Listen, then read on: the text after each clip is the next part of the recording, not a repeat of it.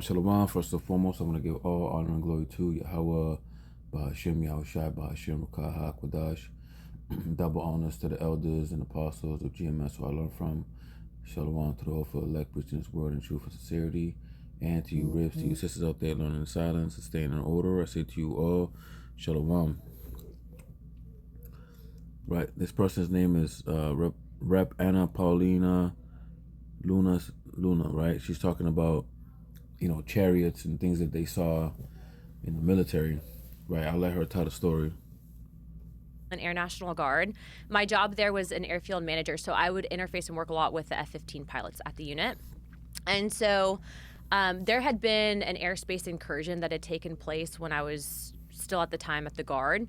And I remember kind of talking to some of the pilots about it, and I was like, what was that? And they're like, we can't really talk about it. No one really wanted to address it. And so from what I had gathered, that had been likely a UAP. And so that kind of was my perspective. Granted, I also grew up in the generation of the X-Files and, I don't know if you remember 94 Independence Day. So, like, for me specifically, I didn't look at it with, like, a crazy lens and perspective. I'm like, you never know if, we're the only ones out there, essentially. But why did you assume that if it's a top secret incursion that he couldn't talk about, that it wasn't just a military craft from another country? Because of the way that he was discussing it. What did he say? So he had been, he didn't want to, from what I gather, get taken off flight status. And he's like, I really can't discuss it.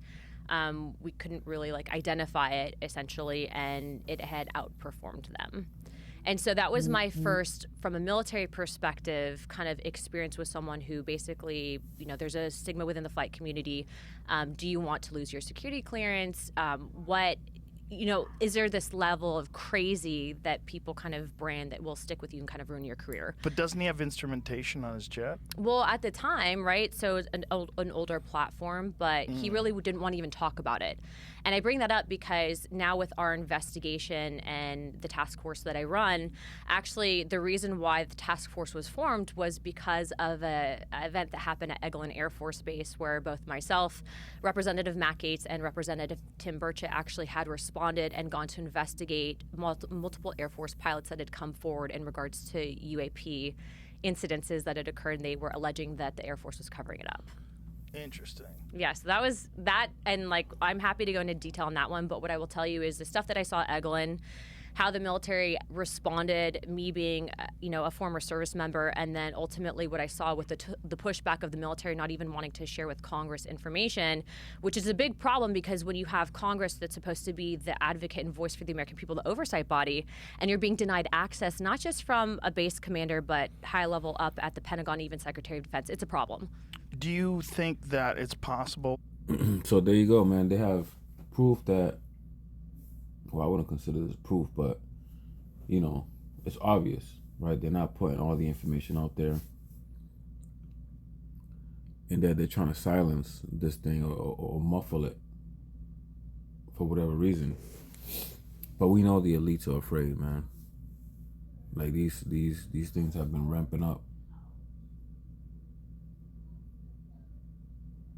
since the start of YouTube, I would say. You see them, and more now, with more cell phones out there.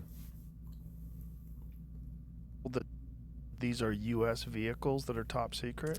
I definitely think that there's a level of advanced technology that the U.S. government has, and I think that tech can be housed within the defense contractor realm, and of course, some information is going to be classified. But I can also tell you, and this might sound crazy, but based on our investigations and stuff that we've seen, okay, there is definitely something that I think would rival what we know currently with physics, and a tech that potentially is out there that we don't have the ability to reproduce, because it would basically be like dropping a cell phone right off back during the time of maybe caveman.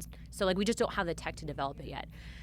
What I can also tell you is based on our interviews, and this has been something that you can go back and watch with the congressional hearings, but I was actually able to ask some of the witnesses, what are these things?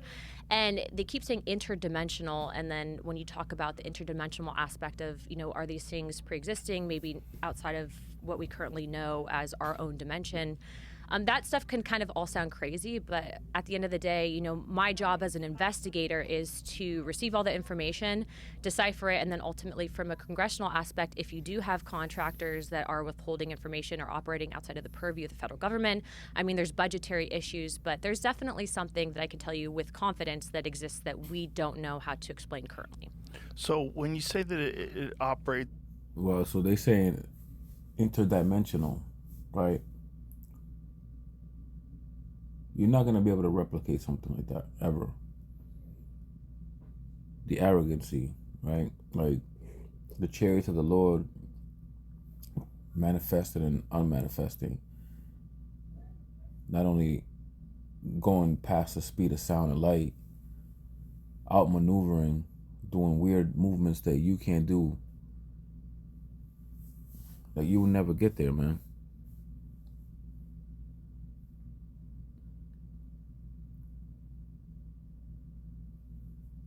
It's gonna be interesting. Man, to see all the chariots do their thing. I mean, I pray Yahweh Hashem Yahushua I get to watch the destruction of this place, man. It's Revelations 15:2, and I saw it where a sea of glass mingled with fire. Right, this is a vision. It's like a glass, right, and you can see fire, through it. It says, and them that had gotten the victory over the beast, right? This is the elect in the chariots looking down through what appears to be a glass window, as he could describe it. Right, they're in the chariot and they're looking down, man. This is what we pray that we are able to see. The fall and destruction of this place. It says, and them that had gotten the victory over the beast, and over his image, and over his mark, and over the number of his name, stand on the sea of glass, right? They're literally standing on a glass flooring, right, where you can see down, having the harps of Yahweh Hashem Yahushai.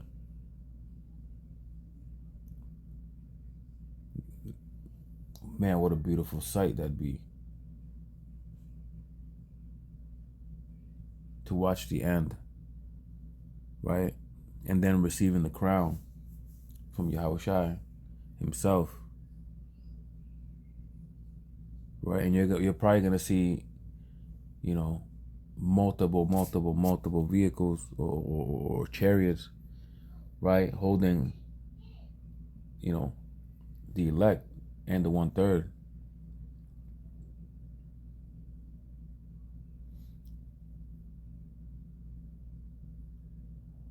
Gonna be a beautiful sight, man. I pray this lesson was edifying. I want to give all honor and glory to Yahweh, Ba'ashem Yahushai, Ba'ashem Rakah HaKodash. Double honors to the elders and apostles of GMS where I learned from. Shalom to those for elect, preaching his word in truth and sincerity. To you ribs, to you sisters out there learning silence and staying in order. I say to you all, Shalom.